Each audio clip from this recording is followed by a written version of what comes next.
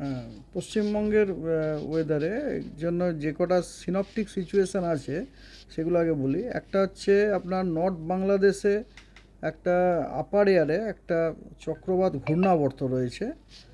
আর দ্বিতীয় হচ্ছে একটা চক্রবাত ঘূর্ণাবর্ত পশ্চিম মধ্য বে অফ বেঙ্গল এবং তার সংলগ্ন দক্ষিণ অন্ধ্রপ্রদেশ এবং নর্থ তামিলনাড়ুতে দেখা যাচ্ছে ভূপৃষ্ঠ থেকে, সমুদ্রপৃষ্ঠ থেকে 1.5 কিলোমিটার লেভেলে। এগুলো সবই আপার এয়ার সাইক্লোনিক সার্কুলেশন। আর একটা অক্ষরেখা দেখতে পাচ্ছি সেন্ট্রাল পাকিস্তান থেকে নর্থ বাংলাদেশ পর্যন্ত। সেটাও কোনোটাই কিন্তু মাটিতে নয়, এটা আপনার সমুদ্রপৃষ্ঠ থেকে 1.5 কিলোমিটার ওপরে। আর সাফিসিয়েন্ট ময়েশ্চার ইনকারশন হচ্ছে, সেই কারণে এই সপ্তাহে পশ্চিমবঙ্গের জেলাগুলোতে, বিভিন্ন জেলাতে থান্ডারস্টর্ম অ্যাক্টিভিটি হওয়ার সম্ভাবনা রয়েছে। ডিটেলসে এরকম যে জাস্ট এ মিনিট, যে আজকে 20 তারিখে উত্তরবঙ্গের জেলাগুলোতে থান্ডারস্টর্ম লাইটনিং, তার সাথে কিছু জেলায় আপনার ভারী বর্ষণ বিক্ষিপ্তভাবে এবং গাস্টি উইন্ড, কোনো কোনো জায়গাতে 40 থেকে 50 কিলোমিটার প্রতি ঘন্টায়, কোনো কোনো জায়গাতে 50 থেকে 60 কিলোমিটার গতি, 50 থেকে 60 কিলোমিটার প্রতি ঘন্টায় গতিবেগ। আর এগুলোতে সব অরেঞ্জ ওয়ার্নিং দেওয়া হয়েছে। এই জেলাগুলো হলো দার্জিলিং, জলপাইগুড়ি, কোচবিহার এবং দিনাজপুর, উত্তর এবং দক্ষিণ দিনাজপুর। এই জেলাগুলোতে আপনার থান্ডারস্টর্ম উইথ লাইটনিং, তার সাথে দু এক জায়গাতে বিক্ষিপ্তভাবে ভারী বর্ষণ হওয়ার সম্ভাবনা রয়েছে। আর গাস্টি উইন্ডের থাকার সম্ভাবনা আছে 40 থেকে 50, কোনো জেলায় 50 থেকে 60। আর বাকি জেলাগুলোতেও আপনার থান্ডারস্টর্ম উইথ লাইটনিং এবং তার সাথে 40 থেকে 50 কিলোমিটার প্রতি ঘন্টায় ঝোড়ো হাওয়া থাকার সম্ভাবনা রয়েছে। এই গেল উত্তরবঙ্গ। আর দক্ষিণবঙ্গের সব জেলাতেই থান্ডারস্টর্ম বিক্ষিপ্তভাবে দু এক জায়গায় থান্ডারস্টর্ম উইথ লাইটনিং এবং তার সাথে গাস্টি উইন্ড, কোথাও কোথাও 30 থেকে 40, কোথাও কোথাও 40 থেকে 50 কিলোমিটার প্রতি ঘন্টায় থাকার সম্ভাবনা রয়েছে। এই জেলাগুলো, দক্ষিণবঙ্গের সব জেলাগুলোতে হলুদ সতর্কবার্তা দেওয়া হয়েছে। আর 21 তারিখে, একুশ একুশ বলে না, অ্যাকচুয়ালি 23 তারিখ পর্যন্ত, 21, 22, 23, এই 3 দিনই গ্যাঞ্জেটিক ওয়েস্ট বেঙ্গলের প্রতিটা জেলাতেই আপনার থান্ডারস্টর্ম উইথ লাইটনিং বিক্ষিপ্তভাবে দু এক জায়গায় হওয়ার সম্ভাবনা আছে এবং তার সাথে গাস্টি উইন্ড 30 থেকে 40 কিলোমিটার প্রতি ঘন্টা অথবা 40 থেকে 50 কিলোমিটার প্রতি ঘন্টায় হওয়ার সম্ভাবনা রয়েছে।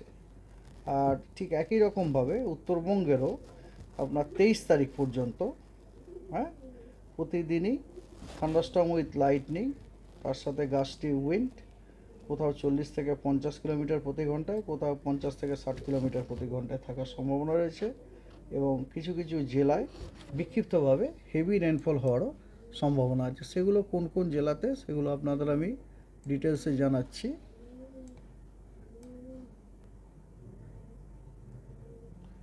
20 তারিখে এটা তো প্রথমেই বললাম, হ্যাঁ।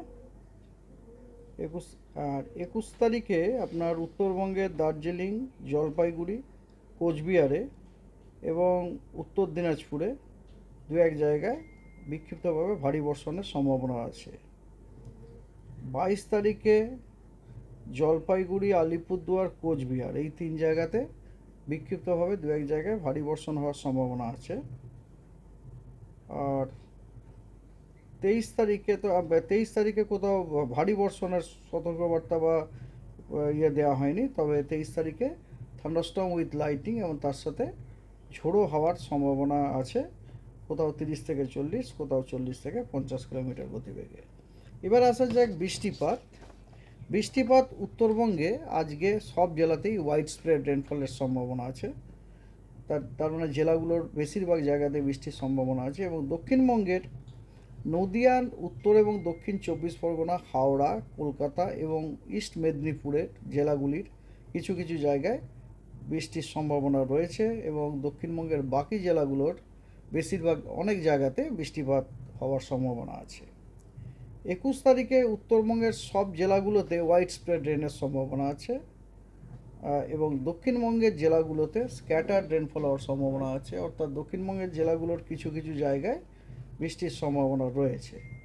22 তারিখে উত্তরবঙ্গের সব জেলাগুলোতে ফেয়ারলি ওয়াইড স্প্রেড রেনফল হওয়ার সম্ভাবনা আছে।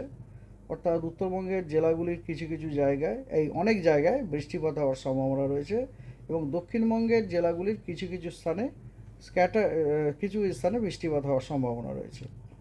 23 তারিখেও উত্তরবঙ্গের সব জেলাগুলোতেই ফেয়ারলি ওয়াইড স্প্রেড রেনফলের সম্ভাবনা রয়েছে এবং দক্ষিণবঙ্গের পশ্চিম বর্ধমান, বীরভূম, মুর্শিদাবাদ, নদিয়া এই জেলাগুলোতেও ফেয়ারলি ওয়াইড স্প্রেড রেনের ফোরকাস্ট দেওয়া হয়েছে এবং দক্ষিণবঙ্গের বাকি জেলাগুলোতে স্ক্যাটার্ড রেনফল হওয়ার সম্ভাবনা আছে। 24শে মে উত্তরবঙ্গের জেলাগুলোতে স্ক্যাটার্ড রেনফল হওয়ার সম্ভাবনা রয়েছে এবং দক্ষিণবঙ্গের কেবল মেদিনীপুর, 24 পরগনাতে স্ক্যাটার্ড রেনফল হওয়ার সম্ভাবনা রয়েছে এবং দক্ষিণবঙ্গের বাকি জেলাগুলোতে দু এক জায়গায় বিক্ষিপ্তভাবে হালকা বৃষ্টির সম্ভাবনা রয়েছে।